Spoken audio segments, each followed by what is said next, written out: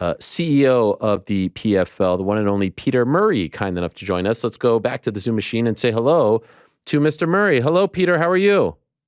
Ariel, great to see you. Thanks for having me on today. Appreciate it. Great to have you on. A lot of exciting things going on for the PFL as you guys are set to debut exactly a week from this afternoon. So that is very exciting, I'm sure. First things first, congrats on re-upping with ESPN. I know that was a huge deal for the organization. Could I ask, how close were you to maybe going elsewhere? How did it all go down? Because this stuff fascinates me.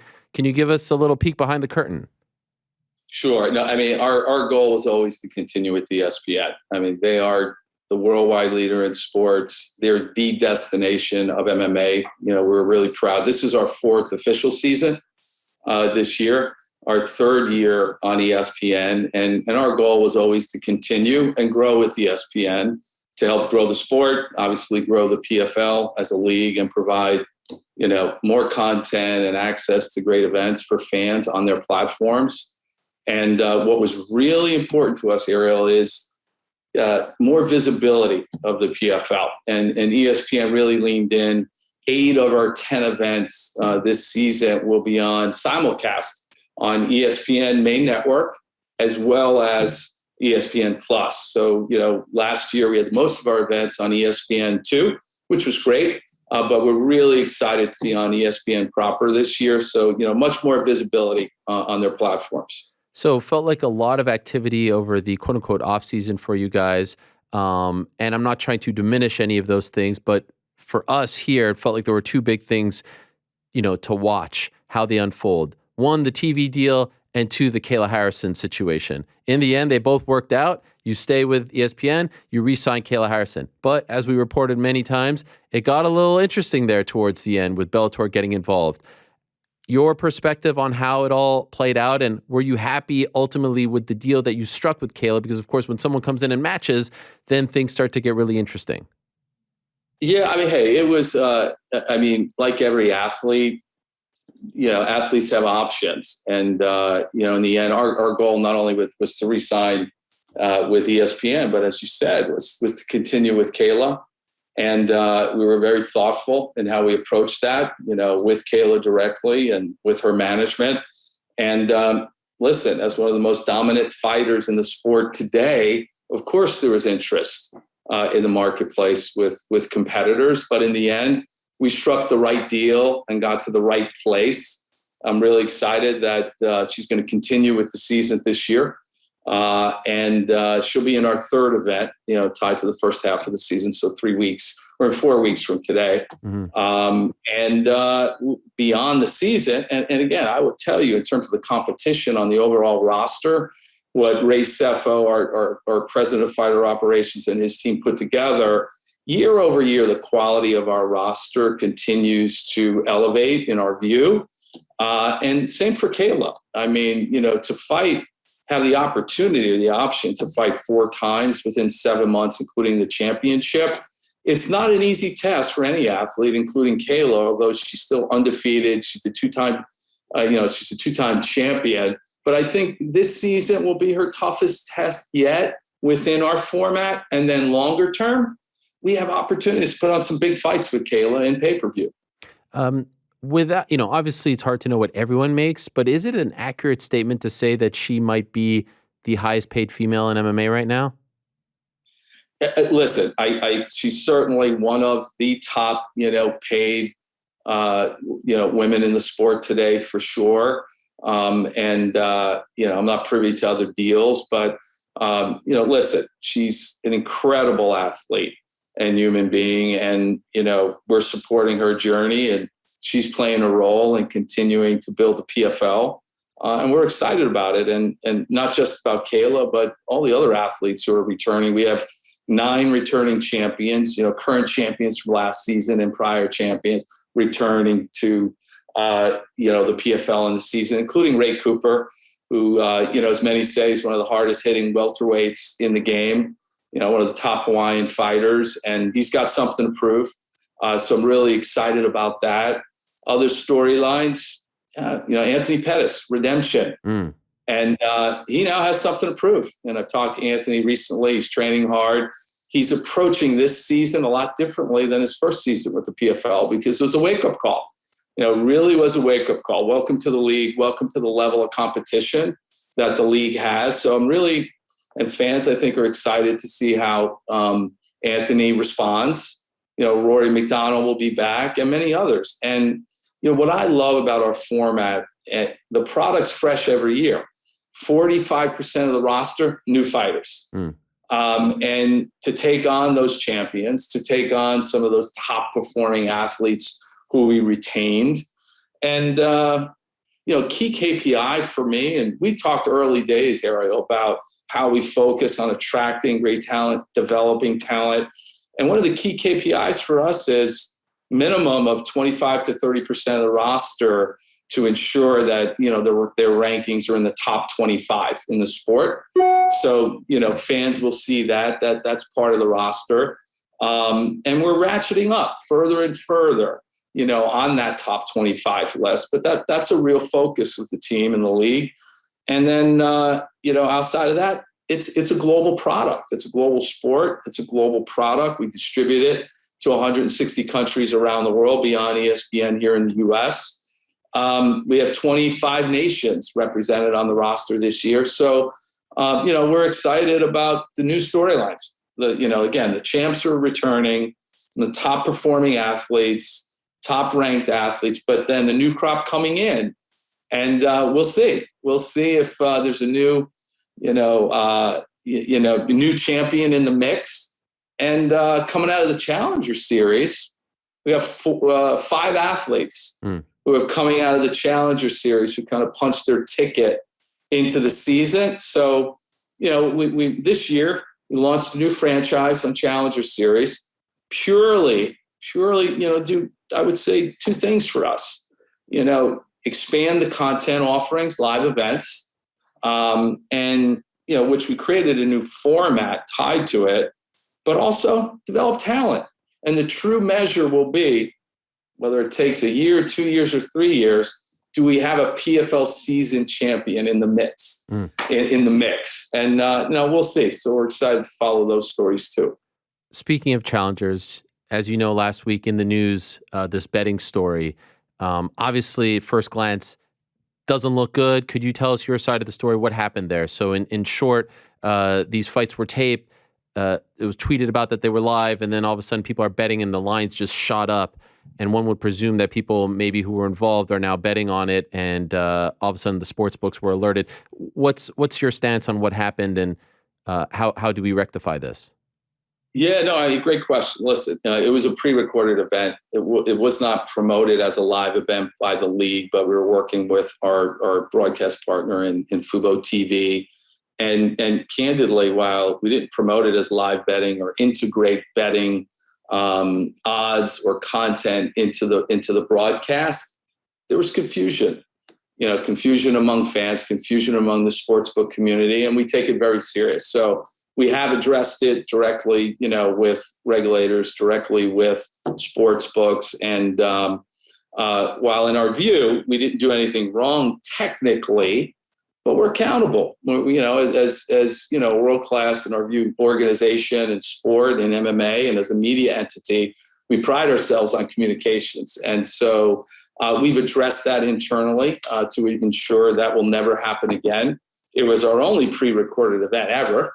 We have an impeccable record over 4 years of executing live events with multiple sports books, taking bets in the U.S. and internationally. And we don't plan on having any pre-recorded events going forward. So a learning moment, and it'll be a blip, but we take it very, very seriously in our best practices. So next week for this first event of 2022, will all the sports books have PFL fights available to bet on? They will be live fights, not pre-recorded, Yeah. and SportsX will have access to those fights for sure. Okay. Appreciate that. Are you doing a pay-per-view 100% this year? 100%. Our championship event will be a pay-per-view event, and we'll be curating, that card, not just with 6 world title fights for the championship, but other, major matchups on the card. And so we're excited about that. But then we'll launch a pay-per-view division in 2023. And we're working on those details right now, including some fighters who are, in our view, pay-per-view stature, and some exciting matchups that we're mapping out right now for next year, and then signing other major talent to come into the PFL, specifically into our pay-per-view division. The biggest one that could happen would be Kayla versus Chris, right? She's about to become a free agent. We all thought it was going to happen there. Let's see it in PFL. What do you think? Hey, we're proponents of that. We've been out there, and Kayla wants that fight. We believe Chris wants that fight. And if we couldn't make it happen between the two organizations, being the PFL and Bellator, as a cross promotion and a joint event, which we're still open to, we'll take another path to see if we can put that together. So that's one compelling fight, but there are others, not only for Kayla, but other exciting matchups that we'll curate, including crossover. We're going to have some fun with it, but we're working on those details now. And I would say, by third quarter, or in third quarter this year, we'll share some of those details. A cross-promotion event would be so great. It would be a jolt to the sport, and it would just be so refreshing to see you and Bellator. Have you ever talked to Scott Coker or anyone at Showtime about this? Yeah, no, we've had some dialogue, and we're looking forward, now that we have our season set. Yeah, we're looking forward to revisit the conversation and to create a path that honestly creates benefits potentially for both organizations, for both fighters, and most importantly, fans. That's what they want. And so we're confident enough at the PFL and our brand, our credibility, our platform, and our fighters, that it's okay to go out there and put fights together as cross promotions. So, that's how we view it. And whether it happens with this particular fight as a cross promotional event, or candidly with another organization and other fighters, in the men's division, we're still going to pound that drum and try to put those opportunities in place. But that's not the be all and end all to, what will be our pay-per-view division. Yeah. But we're proponents of it, Ariel, for sure. Is Claressa Shields going to be back this year? She'll be back. She's got a heavy boxing schedule. Yeah. Which has been fun to watch. She's still committed to the sport, MMA, the PFL, and we haven't announced which event that she's going to be in, so stay tuned. But she will be fighting for the PFL this season, which is going to be great. Her third event, and she showed so much heart, and she was so humble coming into it as a champion in one sport and a novice in another, leveraging her skills from boxing and as an athlete. And while she won her debut fight, the second fight, she lost. And honestly, it's making her hungrier to take on the sport. And she's taken a little more time to focus on her training and on her technique, which, we think makes sense. I feel like I know your answer to this question, but I want to ask it, and I'd love to hear why. We all know UFC right now, they're number one. They have a 30-year head start. Who's the number two promotion in the world in MMA? Hey, listen, by a number of metrics, we're the number two. And how I value it, number one, quality of the production. Two, caliber of fighters and exciting fights. Three, distribution. We're broadly distributed on premium platforms. We exceed, Bellator on premium networks, linear, digital, with broad reach in terms of distribution. Our commercial business, as you look at our sponsorship business and the brands getting behind the PFL and overall revenue. So, that's how we look at it. That's how the marketplace looks at it. And, I will tell you, while we're proud of, our market position as number two, our thesis and why we launched the PFL, the league 4 years ago, there's more room for more than one leader in the sport. 600 million fans, Ariel. You've been doing this a long time. 2 years ago, this is Nielsen data, 2 years ago or 3 years ago, 400 million fans. So in 3 years' time, you have a fan growth around the world by Nielsen. It's around 200 million. So it is the third largest fan base in all of sports behind soccer and basketball.